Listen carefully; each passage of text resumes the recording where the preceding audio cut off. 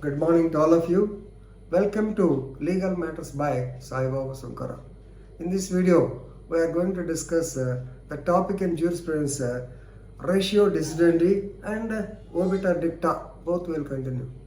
So, what is this ratio decidendi? Already during the constitutional classes, you might have heard about this word. Ratio decidendi means reasoned decision.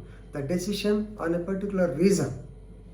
Suppose if some negligence is there, yes, for this reason, yes, definitely. If at all get any case of that type, you can refer to this, and basing on this ratio decidendi, yes, you can cite the case, you can get the acquittal or whatever it is. Second is obiter dicta. Obiter dicta means passing remark, and it will not have any effect on the judgment. First of all, let us have a discussion on the ratio decidendi.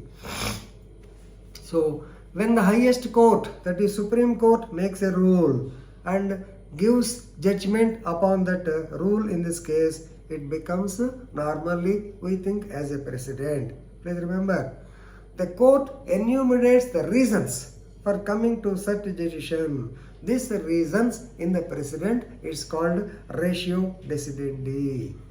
Normally, the court will first inquire into the details of the case and later considers the question of law, question of fact, sometimes mixed question of law and fact. Already I told in the CPC. CPC people will be able to know it better. Mixed question of law and fact, and the precedents, the customs, all these things. Then they will come to the particular ratio or particular decision. Then only it's called ratio decidendi, reasoned decision. Normally, judge, he will not be interested in the morality and other things. He will be concerned with only the deciding factor, that is law. So, basing on the law on particular points, if he gives a decision, this is called ratio decidendi. The very famous case is Donovhue Vs Stevenson1932. You know the case law. In law of torts, I have explained you almost, we spent about half an hour also on this case.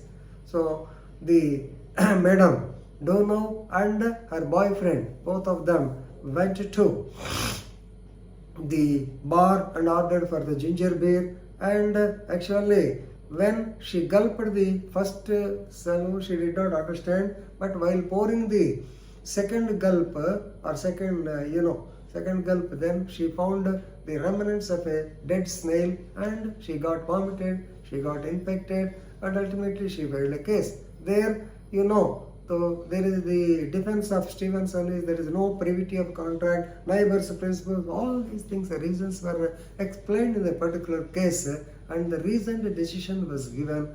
Therefore, it is taken as a ratio decidendi in all other cases.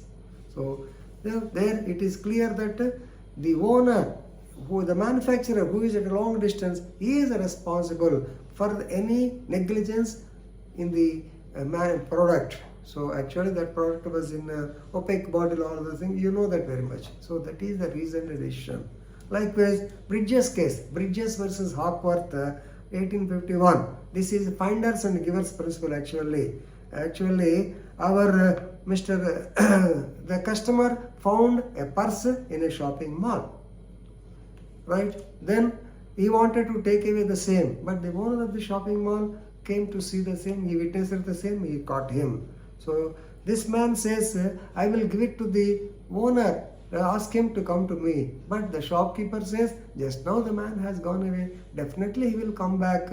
What is the so harm? You keep the property here, like it. So ultimately, basing on the finders keepers principle or reason, this purse was given to the customer, treating the shop as a public place. So likewise, so many interpretations like this ratio decidendi will come.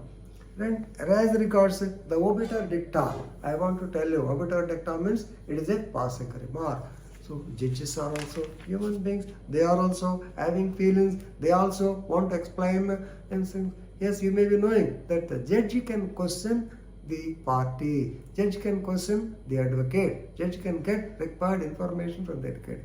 At that time, Definitely, there will be some heated exchange of words, there will be some opinions expressed by the judges, but of course, they do not find place in the judgment.